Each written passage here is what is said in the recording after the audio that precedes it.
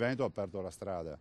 Ha aperto la strada, una strada per il Veneto e per tutti quelli che la seguiranno, perché troveranno anche le procedure già stabilite, procedure che noi non abbiamo trovato. 22 ottobre 2017, 28 febbraio 2018, 4 mesi per la storia. Palazzo Chigi, ore 12:30, c'è la firma sulla preintesa. Zaia scrive con la stessa penna bic con la quale aveva indetto la consultazione diventata plebiscito per il sì all'autonomia del Veneto. Per scaramanzia, fa sapere via Twitter pochi minuti prima del momento della svolta. Il sottosegretario Gianclaudio Bressa riceve Zaia, Maroni e Bonaccini. Veneto, Lombardia ed Emilia, ma all'uscita i flash sono tutti per il numero 1 di Palazzo Balbi.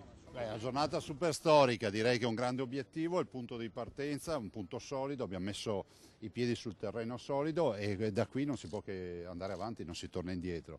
Abbandonata la spesa storica, sì, fabbisogni standard, con partecipazione su più aliquote e tributi, le 23 materie, quelle previste dalla Costituzione, e poi ovviamente la costituzione della Commissione paritetica, che è un'istituzione che già esiste nelle province autonome di Trento e Bolzano. Non si torna indietro, cristallizzata la via sulle prime 5 materie, guardando avanti. Noi abbiamo 5 tavoli già aperti che non si dichiarano conclusi, ma semplicemente aperti con già delle risultanze. Sono per la sanità, per l'istruzione, per l'ambiente, per il lavoro e i rapporti con l'Europa. Continueremo il lavoro anche su questo fronte, aprire gli altri 18 tavoli e quindi poi chiudere l'intesa.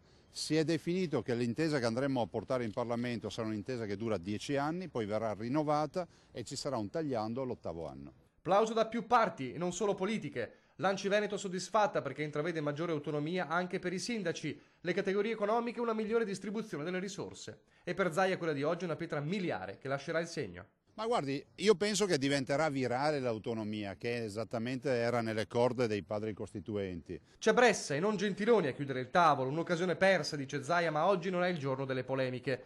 E Bressa conferma, quello di oggi è soltanto il primo passo, siamo partiti con 3 regioni, speriamo sia solo l'avanguardia.